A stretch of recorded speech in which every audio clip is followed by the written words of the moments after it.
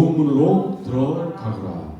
멸망으로 이끄는 문은 넓고 그 길이 널찍하여서 그리로 들어가는 사람이 많다. 생명으로 이끄는 문은 너무나도 좁고 그 길이 비좁아서 그것을 찾는 사람이 적다. 아멘.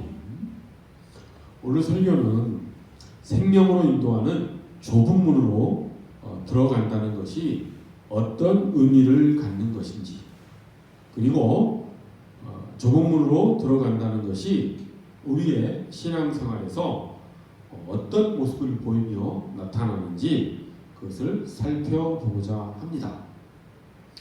그런데 좁은 문으로 들어간다는 의미를 그저 일반론적으로 살펴보는 것이 아니라 좀 더 구체적으로 우리의 삶의 정황 속에서 어떻게 우리가 그 좁은 문으로 들어가는 삶을 살 수 있는지를 좀 더 실용적인 목적에서 또 실제적인 방향에서 살펴보고자 합니다. 좁은 문으로 들어간다라고 하는 일반론적인 의미는 우리가 예수님의 말씀에 따라서 산다. 그리고 세상을 주관하는 그런 사단의 유혹을 이기고 우리의 타락한 본성에 따라 사는 것이 아니라 이기적인 욕심에 따라 사는 것이 아니라 이타적이고 희생적인 섬김의 삶을 산다라고 하는 것이 좁은 문으로 들어가는 그런 의미다라고 일반론적으로 이야기할 수가 있습니다. 그런데 오늘 말씀은 그렇게 일반론적으로만 이 말씀의 의미를 찾아가는 것이 아니라 좀 더 또 구체적이고 또 실제적이고 실용적인 그런 삶의 모습 가운데 우리가 좁은 문으로 들어가는 그런 삶을 우리가 살아야 되겠다라고 하는 그런 목표를 가지고 오늘 말씀을 살펴보도록 하겠습니다. 이 좁은 문으로 들어가라라고 하는 이 말씀은 마태복음 7장에 나와 있죠. 그래서 이 말씀은 예수님의 산상수훈 중에 후반부에 나타나는 그런 말씀이라고 하는 것을 우리가 알 수가 있습니다. 예수님의 산상수훈은 정말 예수님의 가르침이라고 하는 그 왕관 중에서도 정말 그 왕관 안에 박혀있는 보석과도 같은 가장 귀중한 그런 말씀이라고 하는 것을 우리는 잘 알고 있습니다. 근데 우리가 이 산상수훈을 접할 때, 우리가 이 산상수훈의 말씀을 우리가 들을 때 한 가지 절대 피해야 될 것이 하나 있죠. 그것이 무엇이냐면 산상수훈은 너무나 고귀하고 또 너무나 이상적인 말씀이기 때문에 우리가 지키는 것은 불가능하다라고 생각을 하면서 이 산상수훈을 멀리 해버리고 말아버리는 삶을 사는 것. 산상수훈과 나의 삶은 그렇게 직접적인 관계는 없다. 이것은 천국에나 가서나 지킬 수 있는 것이지 라고 생각하면서 산상수훈을 우리 삶 가운데 적용하지 않으려고 하는 삶의 그런 태도가 우리가 피해야 될 산상수훈에 대한 우리의 마음가짐이라고 하는 것이지요.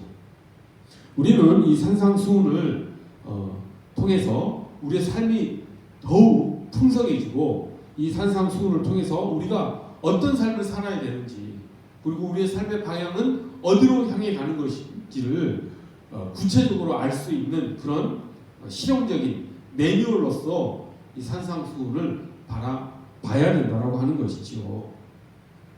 우리가 이 산상수훈의 말씀을 지킬 수 있다라고 하는 그런 측면에서 이 산상수훈의 말씀이 우리의 삶의 실제적인 매뉴얼이다라고 말씀드리는 것이 아니라 이 산상수훈의 말씀이 우리의 삶의 방향을 가르쳐주고 우리가 어떻게 살아야 되는지를 알려주는 그런 어떤 실제적이고 실용적인 내비게이션과 같다라고 하는 측면에서 이 산상수훈이 우리의 삶의 실제적인 그런 매뉴얼이다 이렇게 말할 수 있는 것이죠. 우리가 운전을 할 때도 어느새 내비게이션이 없으면 운전하기가 힘들어지지 않았습니까? 그와 마찬가지로 이 산상수훈이 우리의 삶에 내비게이션이 되어야 된다는 소리입니다.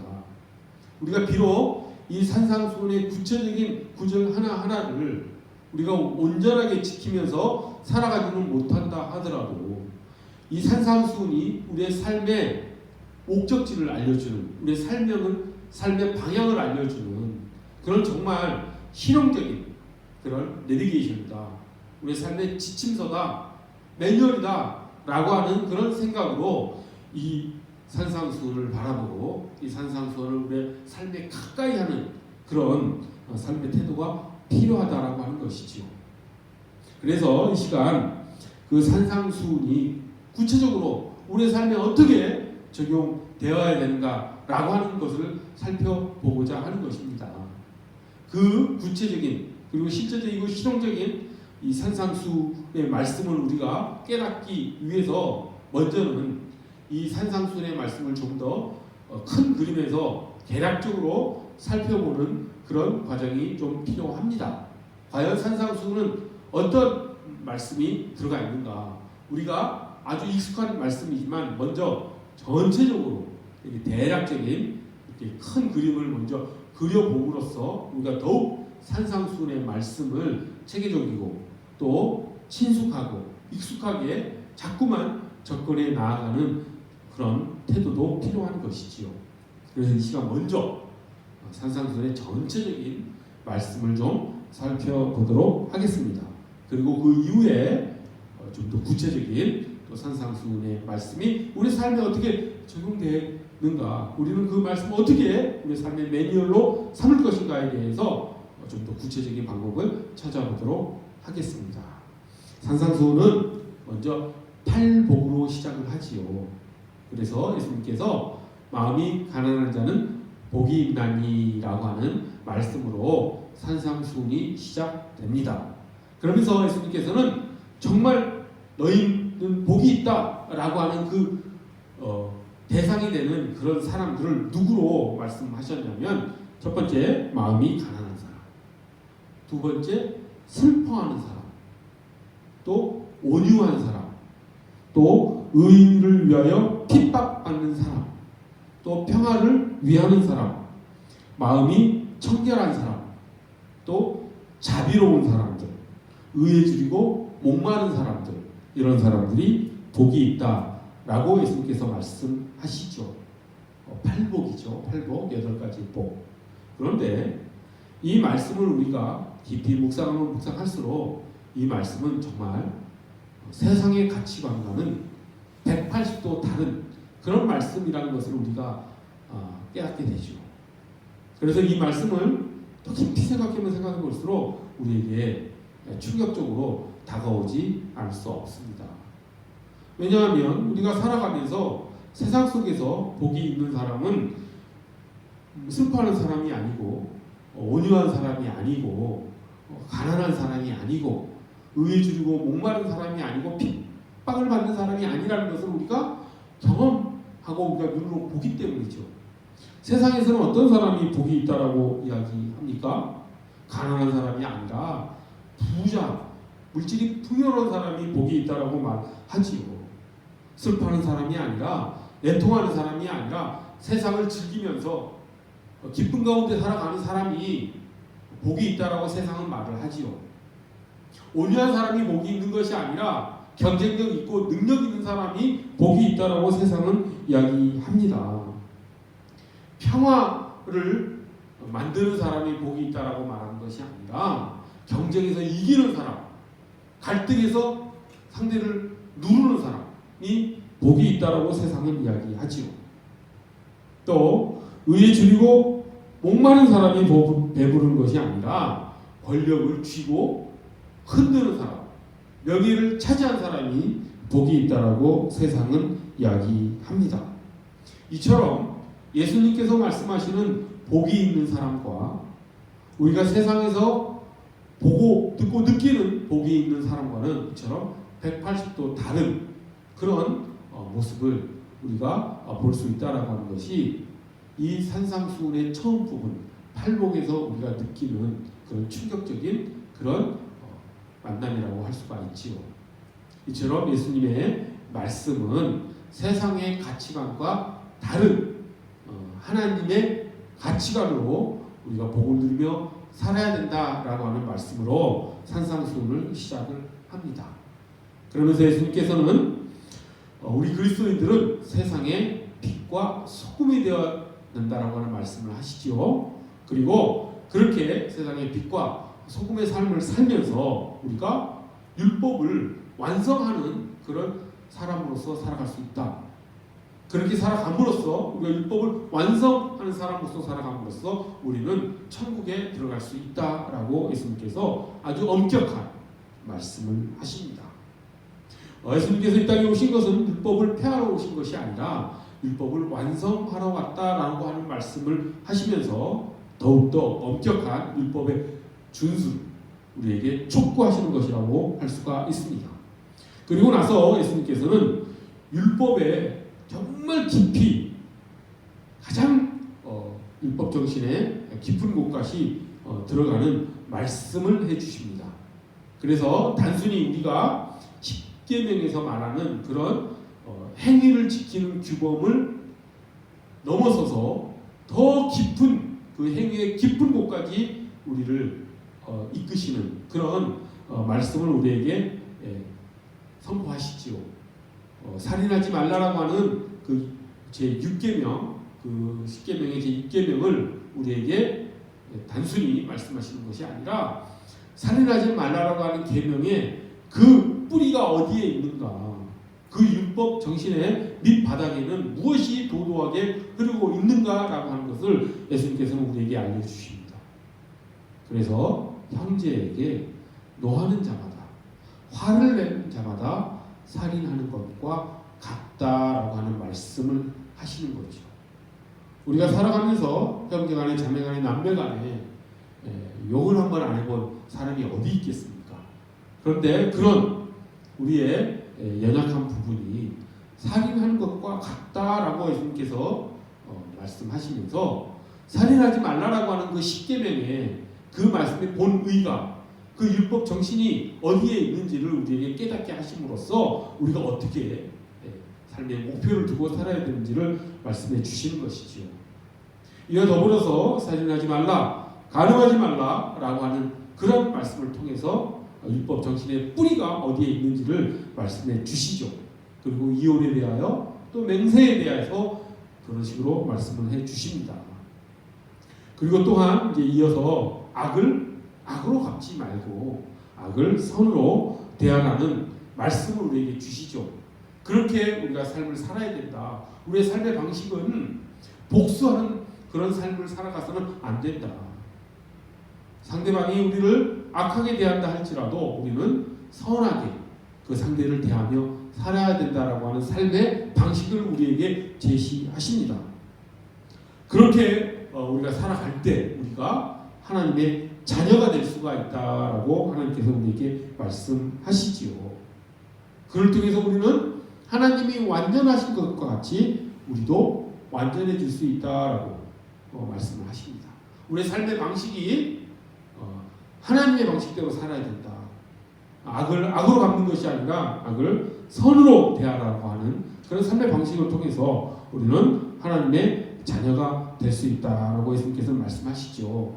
이러한 대표적인 말씀이 오른뺨을 치거든, 누가 우리의 오른뺨을 치거든 왼뺨을 돌려대라라고 하는 말씀으로 대표되지요. 원수를 사랑하라라고 하는 말씀이 이 악을 악으로 대하지 말고 악을 선으로 대하라는 말씀인 것입니다. 그리고 예수님께서 계속해서 이 산상수훈의 말씀에서 자선행위에 대해서, 그리고 기도에 대해서, 그리고 금식에 대해서 말씀하시죠.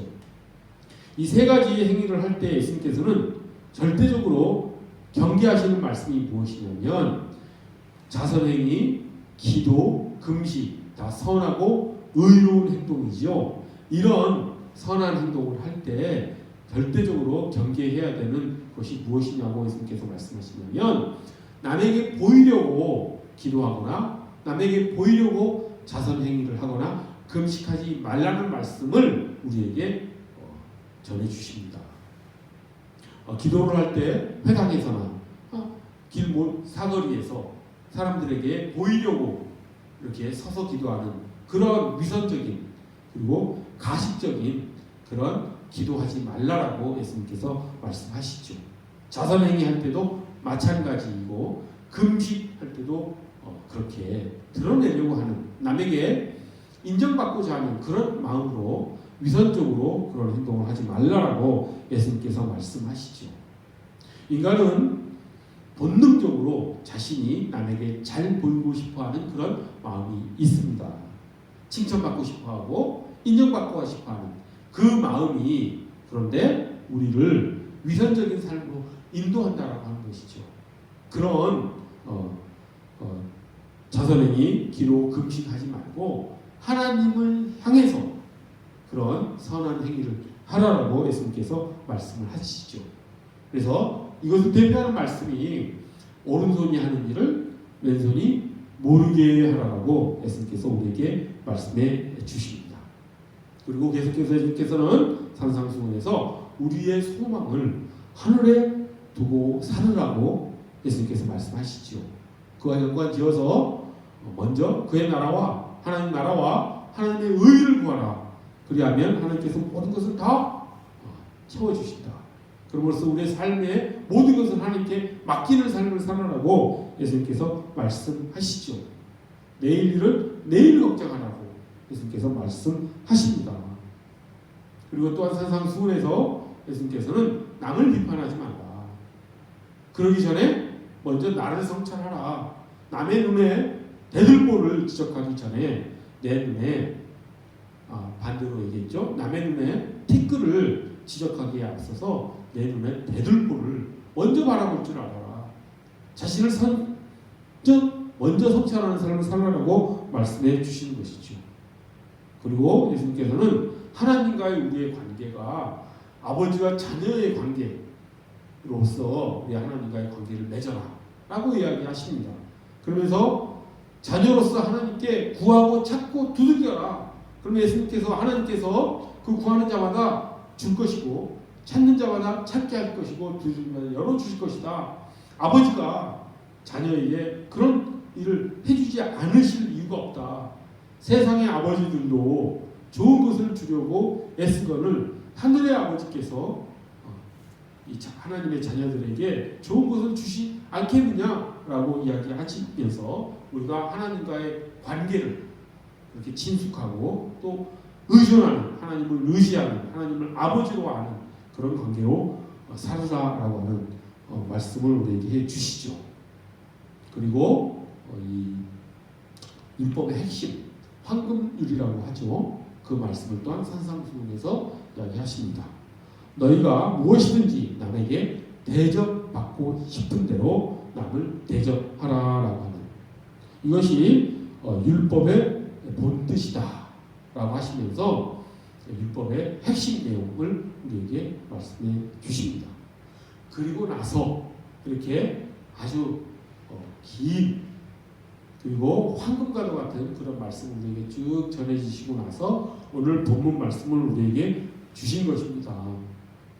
좁은 문으로 들어가라 이렇게 예수님께서 말씀해 주신 것이죠. 이런 말씀을 쭉 하시고 나서 그러니 좁은 문으로 들어가라라고 하는 이 말씀은 우리가 산상수훈의 가르침대로 산상수훈에서 예수님께서 제시하신 그런 삶의 방식대로 우리가 살아가라라고 하는 그런 말씀을 우리가 받을 수 있는 것이죠.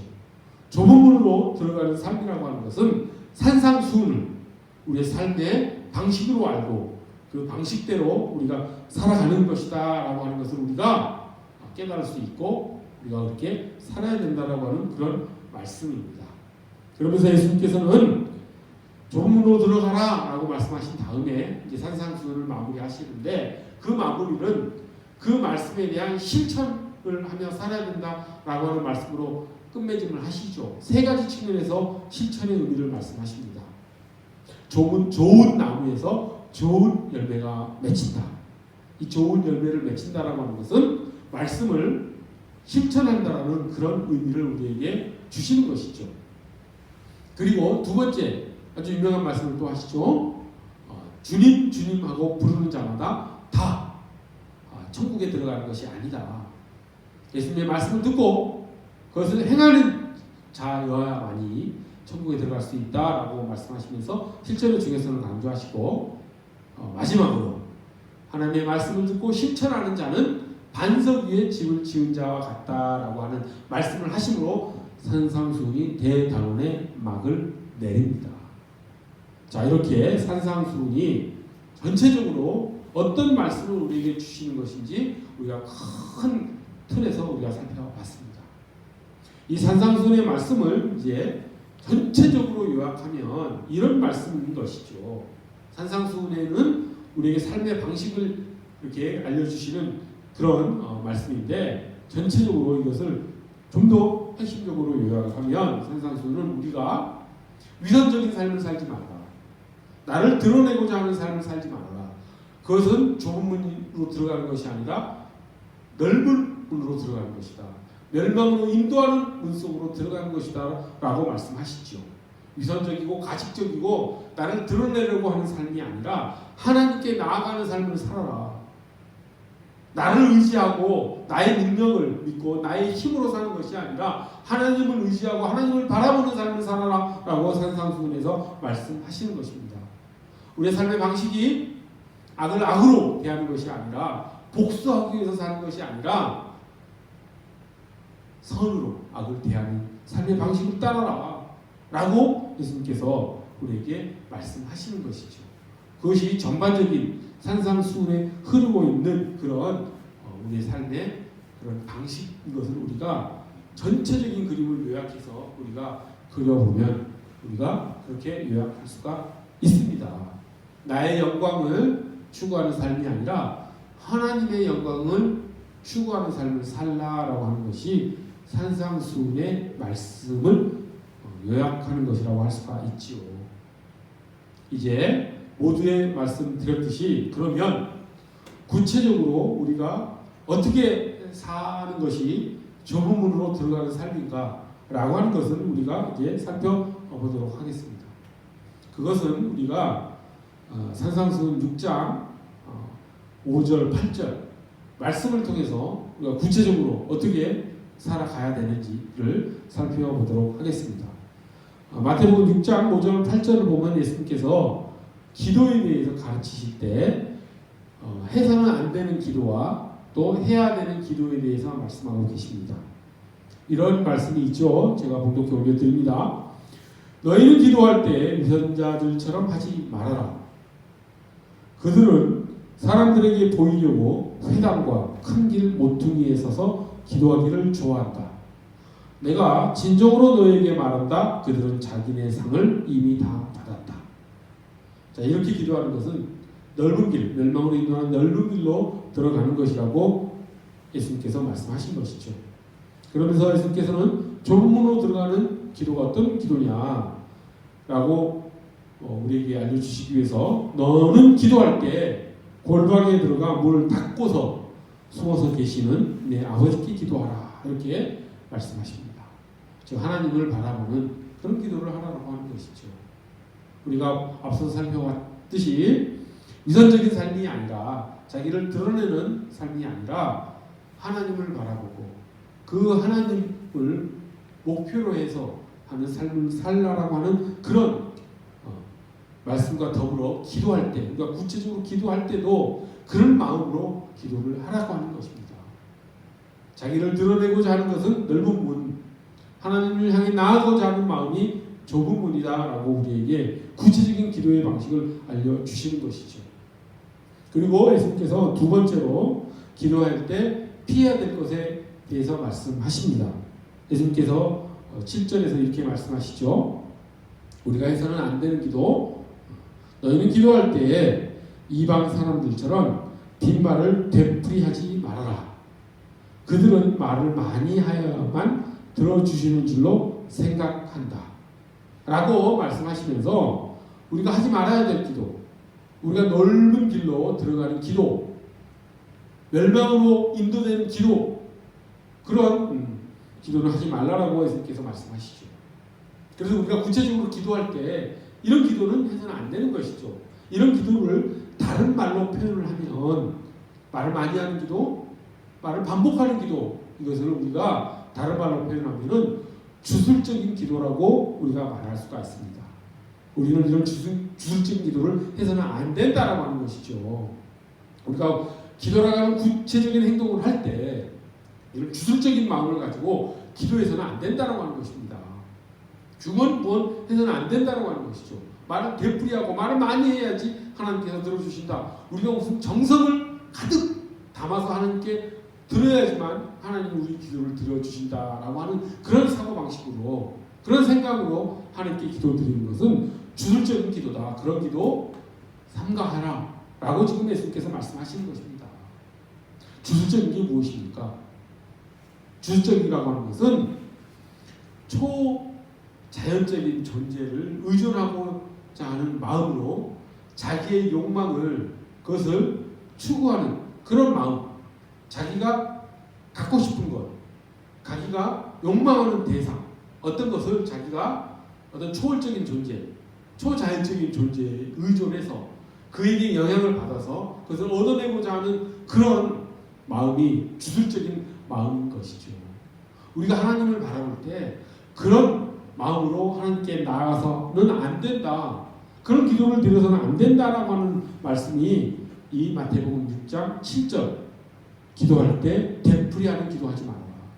중언부언하는 기도하지 말아라. 말을 많이 하는 기도하지 말아라고 하는 그런 구체적인 기도의 지침을 우리에게 주심으로써 우리가 피해야 될 기도가 무엇인지, 넓은 길로 멸망으로 들어가는 기도가 무엇인지를 예수님께서는 우리에게 제시하시는 것이죠. 우리의 욕망을 추구하는 기도가 아니라 하나님을 우리의 욕망을 추구하는 수단으로 삼는 그런 주술적인 기도가 아니라 하나님을 목적으로 삼는 기도를 하라라고 하는 말씀인 것입니다.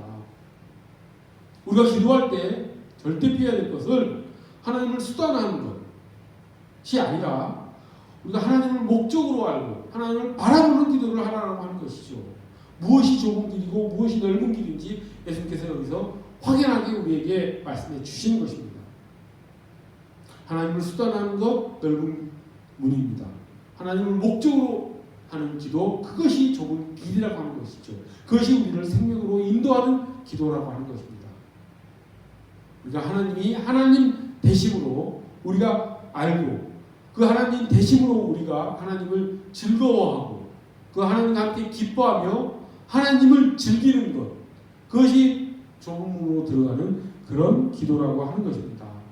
나의 욕망을 충족시키기 위해서 하나님을 도깨비 방망이처럼, 램프의 요정처럼 이용하고자 하는 그런 마음이, 그런 마음에서 나오는 기도가 멸망으로 들어가는 그런 넓은 문이라고 하는 것이죠.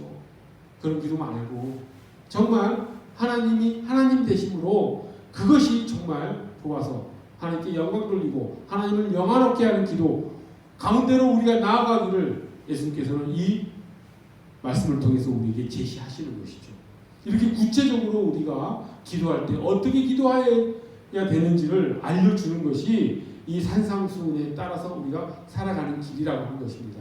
좁은 문으로 들어간다라고 하는 것은 이처럼 그저 일반적인 어떤 의미를 우리가 알아내서 그렇게 막연하게 산상수훈을 접근하는 것이 아니라 구체적으로 우리의 기도의 삶이 어떻게 되어야 되는가, 우리가 어떤 기도를 해야 되고 어떤 기도는 하지 말아야 되는가, 어떤 기도가 멸망으로 가는 그런 넓은 길로 들어가는 기도이고 어떤 기도가 생명으로 들어가는 그런 좁은 길로 들어가는 그런 기도인가를 산상수훈을 통해서 우리는 구체적으로 알 수가 있다라고 하는 것이죠.